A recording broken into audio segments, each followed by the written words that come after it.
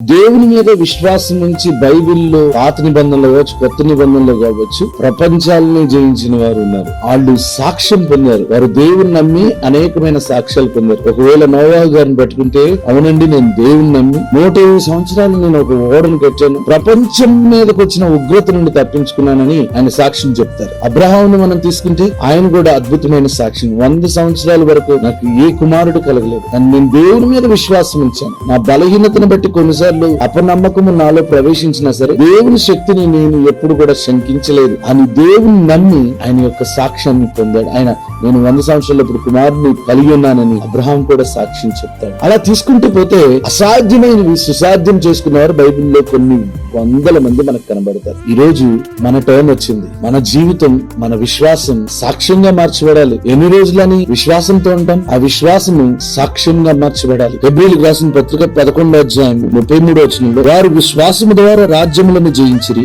నీతి కార్యములను జరిగించిరి, వాగ్దానములను పొందిరి, సింహముల నోళ్లను మూసిరి. ఎంత అద్భుతమైన విషయం! సింహాల నోళ్లను మోయడం అనేది అసాధ్యమైన పని. రాజ్యాలను జయించారంట, నీతి క్రియలను జరిగించారు విశ్వాసంతో.